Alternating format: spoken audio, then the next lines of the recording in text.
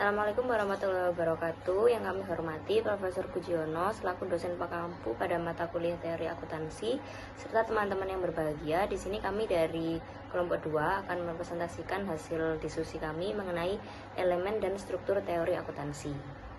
Sebelumnya izinkan kami memperkenalkan diri terlebih dahulu. Yang pertama ada saya Aisyah Hafsari Laksono dengan NIM 079, lalu ada Kwinanda Bintang Azhara dengan NIM 081, ada Febrianti Ayu Lestari dengan NIM 095, ada Pinkan Dwi Mayasari dengan NIM 098, dan ada Febri Eka Ramansyah dengan NIM 118.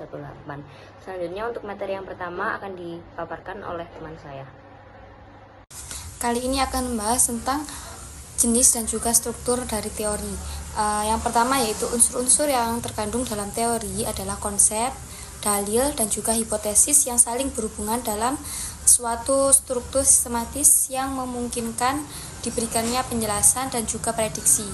Nah, hubungan yang sistematis dari hipotesis yang saling berhubungan ini itu diperoleh dari formalisasi suatu teori, yaitu dengan menggunakan sebuah sistem bahasa yang formal dan yang telah diaksiomasi dan diartikan dengan tepat. Formalisasi dari suatu teori menghasilkan 6 jenis utama struktur teoritis, yaitu yang pertama teori deduktif. Teori deduktif ini memiliki struktur yang lengkap dan juga formal dengan aksioma yang telah dijelaskan secara penuh. Kemudian yang kedua yaitu prapengandaian sistematis yang berisikan formulasi yang mengandaikan sebelumnya suatu teori yang berisi teori yang lengkap atau hanya lengkap sebagian. Kemudian yang ketiga yaitu teori kuasi deduktif yang merupakan teori dengan deduktif kuasi atau bisa dikatakan seolah-olah karena menggunakan logika induktif. Penggunaan proses deduktif yang tidak lengkap atau mengandalkan pada primitif relatif. Selanjutnya yaitu percobaan teoritis. Nah, percobaan teoritis ini merupakan sistem-sistem yang dapat digunakan tanpa perlu adanya modifikasi yang signifikan atau adanya manipulasi. Nah, dapat dibuat paling tidak sebagian menjadi struktur yang formal. Kemudian selanjutnya yaitu teori yang saling berhubungan. Teori yang saling berhubungan ini merupakan teori yang hukum-hukum komponennya bekerja dalam jaringan hubungan sehingga membentuk suatu pola yang dapat diidentifikasi. Nah, yang terakhir yaitu teori hierarki.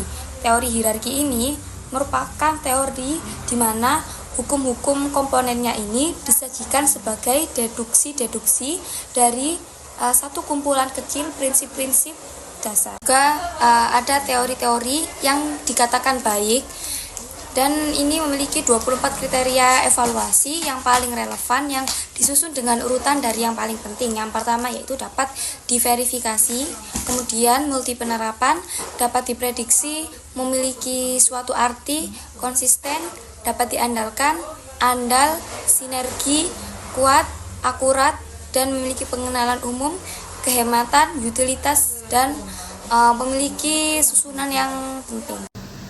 Fungsi dan struktur teori.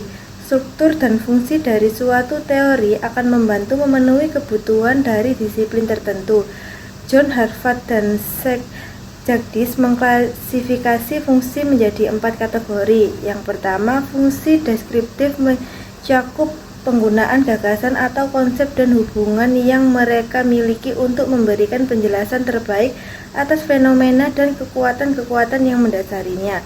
Yang kedua, fungsi pembatasan mencakup pemilihan suatu kumpulan peristiwa favorit yang harus dijelaskan dan memberikan suatu arti atas abstraksi yang diformulasikan dari tahapan deskriptif tertentu.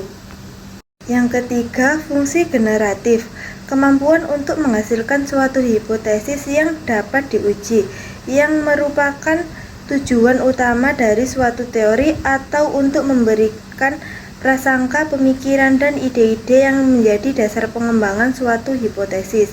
Yang keempat yaitu fungsi integratif, kemampuan untuk menyajikan secara koheren dan konsisten integrasi dari berbagai konsep dan hubungan dalam suatu teori. Teori umum versus teori menengah tentang akuntansi. Teori umum dan teori menengah dalam akuntansi memiliki perbedaan utama dalam ruang lingkup dan kedalamannya. Teori umum adalah konsep dan definisi yang menyajikan pandangan matematis tentang fenomena akuntansi secara luas. Sedangkan teori menengah menurut Robert Merton berada di antara hipotesis minor dan teori umum yang sering dikembangkan melalui riset sistematis. Teori menengah ini muncul karena perbedaan cara peneliti memahami penggunaan data akuntansi dan lingkungan di mana data tersebut digunakan serta bagaimana pembuat dan pengguna data akuntansi seharusnya berperilaku. Selanjutnya yakni hakikat dan pentingnya konsep. Konsep yang pertama ada konsep observasional, adalah konsep yang memiliki karakteristik objek tertentu yang dapat diobservasi secara langsung, yaitu sifat atau hubungan yang kehadiran maupun ketidakhadirannya di suatu kasus tertentu dapat dipastikan secara intersubjektif dalam kondisi-kondisi yang sesuai oleh observasi langsung. Lalu konsep yang kedua yaitu konsep teoritis, adalah konsep yang memainkan peranan khusus dan terkandung dalam suatu teori tertentu. Dan konsep yang terakhir yaitu konsep disposisi, mengacu kepada suatu kecenderungan untuk menunjukkan reaksi-reaksi yang spesifik menurut kondisi-kondisi tertentu yang dapat ditetapkan. Selanjutnya yakni validitas konsep. Jenis-jenis validitas konsep yang terdapat dalam literatur riset terdiri dari dua, yaitu ada validitas observasional dan validitas isi. Lalu untuk validitas yang berhubungan dengan kriteria terdiri dari dua macam, yaitu validitas prediktif dan validitas konkuren. Sedangkan untuk validitas gagasan sendiri terdiri dari 6. Yang pertama ada validitas konvergen, validitas diskriminan, validitas nomologi, validitas sistematik, validitas semantik, dan validitas pengendalian. Selanjutnya akan dibacakan oleh teman saya. Selanjutnya yaitu menangani hipotesis. Dibagi menjadi 4, yaitu yang pertama ada dari dalil ke hipotesis. Dalil dalam suatu teori menetapkan hubungan antara konsep-konsep dalam teori tersebut.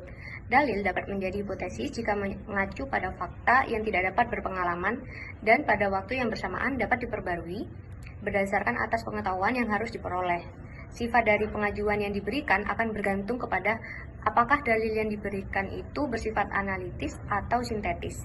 Nah, terdapat dua jenis dalil hipotesis. Yang pertama ada dalil analisis, bisa dinyatakan benar atau salah secara logis.